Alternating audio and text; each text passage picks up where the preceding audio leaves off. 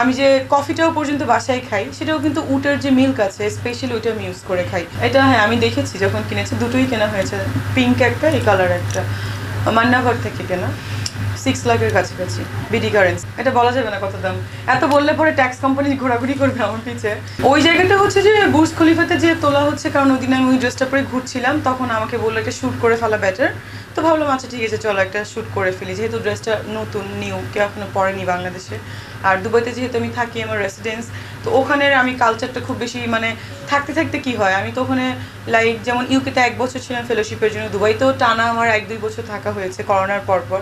তো আমি আসলে ওইখানের সব কালচারটা এখন আমার কাছে খুব বেশি মানে প্রিফারেবল এবং মানে প্র্যাকটিস হয়ে গেছে। যেমন আমি যখন গাড়ি চালাই তখনও দেখা যায় যে ওদের তো হচ্ছে সব লেফট হ্যান্ডেড, তো আমি যখন ড্রাইভ করছি তখন আমার এই প্রবলেমটা হয়, কারণ আমি যখন দুবাইতে যাই তখন আমিও ওখানে গাড়ি ড্রাইভ করি। তো এটাই হচ্ছে ব্যাপার।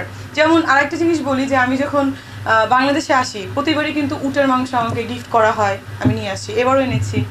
আবার হচ্ছে আমি যে কফিটাও পর্যন্ত বাসায় খাই সেটাও কিন্তু উটের যে মিল্ক আছে স্পেশালি ওইটা আমি ইউজ করে খাই। এটা কিন্তু অনেকে যায় না, কিন্তু এটা কিন্তু খুবই মানে কি বলে হেলদি অ্যান্ড নাইস।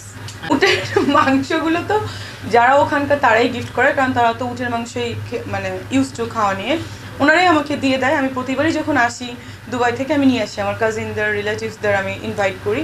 আর যেহেতু ঈদ সবাই বাসায় আসবে সেহেতু একটু বেশি বেশি করে নিয়ে আসা হয়েছে। আর মিল্ক তো আসলে আমার ফ্যামিলির সবাই খায়, যেটা আনা হয় দুধগুলা উঠে সেটা ওখান থেকেই আনা হয়। না গিফট তো পেয়েছি, দেখলেন অনেক কিছুই পেয়েছি, আসলে সব তো বলা যায় না। তো যেটা ড্রেসেস ওটা তো বলা হয়ে গেছে। আর এটাও আমি পরে এসেছি, এটাও আমার ঈদের ড্রেস, যেহেতু এটা ইন্ডিয়া থেকে কালেকশন করা, এটাও গিফট পেয়েছি, অ্যাকচুয়ালি গিফটই পাওয়া হয়। এটা হ্যাঁ আমি দেখেছি যখন কিনেছি, দুটোই কেনা হয়েছে, পিঙ্ক একটা এই কালার একটা, মান্নাভার থেকে কেনা, 6 লাখের কাছাকাছি বিডি কারেন্সি কনভার্ট করলে, মানে ইন্ডিয়ান টাকার মনে হয় 4 লাখ সামথিং। এটা কিন্তু একটা ব্রাইডাল ড্রেস, আপনারা ফুল দেখলেই বুঝতে পারবেন। গলাতে যে নেকলেসটা আমরা দেখতে পাচ্ছি এটা ফুল ডায়মন্ডের, এটা বলা যাবে না কত দাম, এত বললে পরে ট্যাক্স কোম্পানি ঘোরাঘুরি করবে আমার পিছে। যদিও গিফটে ট্যাক্স দেওয়া লাগে না, তারপরেও বললে ঝামেলা। দেখি ইদানিং মানুষজন ফোন করতেছে আমাকে। এটা কি 1 কোটি টাকা? না না এত বেশি না, কি যে বলেন ভাইয়া, সব কি কোটিতে?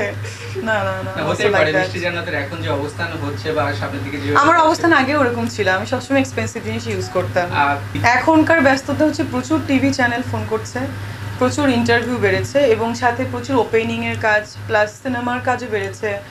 তো দেখা যায় যারা, আরেকটা মজার ব্যাপার যে কয়দিন আগে আসলে তো বিভিন্ন ক্যাপশনসের কারণে বা বিভিন্ন কথাবার্তা মানে মানুষ বুঝে নাই, ভুল বুঝে অনেকেই নেগেটিভ কথা বলেছে, নেগেটিভ স্ট্যাটাস দিয়েছে, করার চেষ্টা করেছে। বাট আমি আসলে এরকম কখনোই কাউকে নিয়ে নেগেটিভ কোনো কথা বলি নাই, স্টিল নাও নট।